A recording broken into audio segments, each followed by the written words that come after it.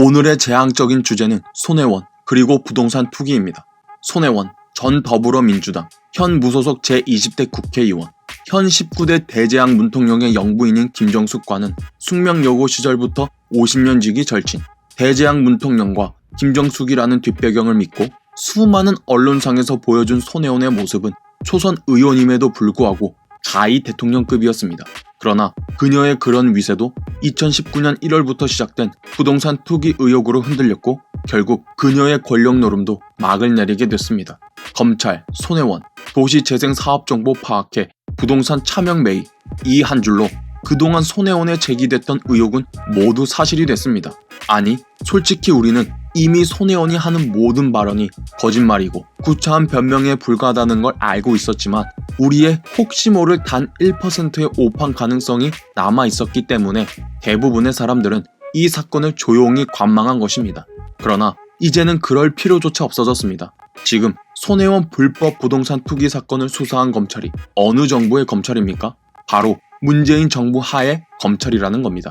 이명박근혜 정부였다면 문바들은 또 빽 정치 탄압이야 라며 또 프레임을 걸었겠지만 그것도 안 된다는 것이고, 이번 검찰의 수사 결과도 SBS의 보도로 시작된 지 무려 5개월씩이나 지나서 나온 것이고, 고작 한 번 검찰에 소환됐음에도 이렇게 바로 결과가 나왔다는 건 문가의 검찰도 어떻게든 쉴드를 치고 치려 해도 이건 도저히 쉴드 칠 수가 없는 수준이라는 걸 방증하는 것이기도 하고요. 비밀, 비공개 정보라는 겁니다.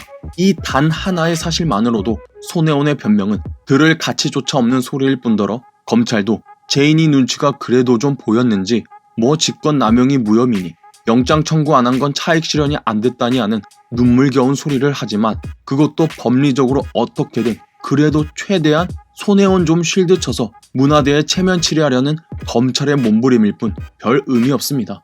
사실 손혜원의 부동산 투기는 불법이 아닐 수가 있었습니다.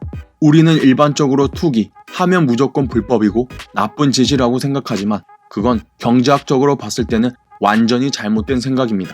경제학에서 투기와 투자는 구분이 전혀 안 될 뿐더러 남이 하면 투기, 내가 하면 투자라는 말이 알려주듯이 손혜원의 불법 부동산 투기 또한 비밀, 비공개 정보가 전혀 들어가지 않았다면 정상적인 투자의 범주에 들어갔을 것입니다. 경제학적으로 왜 투기와 투자를 구분하지 못하느냐? 그건 바로 리스크, 즉 위험 때문입니다. 하이 리스크, 하이 리턴. 투기라는 건 수익률이 높은 만큼 그 반대급부로서 위험 또한 엄청 높기 때문에 경제학에서도 투기와 투자를 따로 구분하지 않는 것입니다. 도박을 생각해보면 쉽게 알 수 있죠.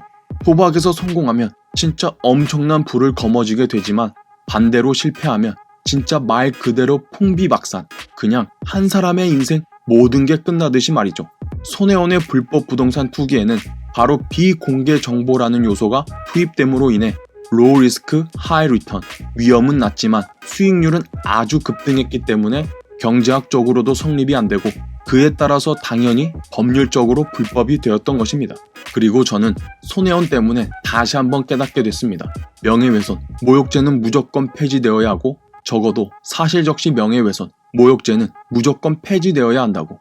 손혜원은 SBS 보도로 제기된 그녀의 불법 부동산 투기 의혹에 대해 그동안 어떤 식으로 대응해 왔습니까? 손혜원은 너무도 분명히 태연히 국민들을 아주 개돼지 취급하며 공개된 자리에서조차 끊임없이 거짓말과 변명으로 일관하며 언론 플레이, 자기한테 유리한 여론 조성 행위를 한 것은 물론이고 이번 검찰 결과가 나오기 전 5개월 동안 손혜원은 국민들 그리고 의혹을 제기한 언론들을 향해 무슨 짓을 했죠? 손혜원 부동산 의혹 제기 SBS 기자 9명 고소, 손혜원 일베 회원 고소, 부동산 투기했다며 명예훼손, 24일 서울 영등포 경찰서에 일베 유튜버 28명 고소, 명예훼손, 모욕죄. 제가 왜 기본적으로 명예훼손, 모욕죄를 폐지해야 한다고 주장하는지 아시겠습니까? 굳이 손혜원뿐만 아닙니다. 마이크로닷, 양혜원, 박소연, 고유정 등등 수많은 유명인 혹은 범죄 혐의를 받고 있는 논란의 인물들은 명예훼손, 모욕죄를 어떻게 사용하고 있습니까? 악플이라는 미명하에 수많은 전과자를 양산하는 입막음용 고소고발, 끔찍한 범죄자에 대한 정보를 국민으로부터 철저히 차단하는 방패막이요. 최근에는 또 어떤 판결이 나왔죠? 종북 표현, 명예훼손 아니다. 대법 판결 잇따라. 문재인, 이정희, 임수경 같은 누가 봐도 종북주의자인 사람들조차 명예훼손, 모욕죄라는 법을 방패 삼고 뒤로 숨어 고작 종북이라는 단어 하나 가지고 수년 동안 형사재판을 질질 끌어 그들에 대한 제대로 된 비판조차 제기 못하게 입막음 했듯이 지금 이 순간에도 고작 댓글 한 줄 적었다고, 자기한테 그냥 기분 나쁜 말 했다고, 이 법을 악용하고 있는 사람들 때문에 쓸데없이 많은 전과자가 양산되고 있는 것 또한 분명한 주지의 사실입니다. 저를 포함해 수많은 보수 우파 인사들이 왜 유튜브로 피난 오듯이 몰려있는 것이겠습니까?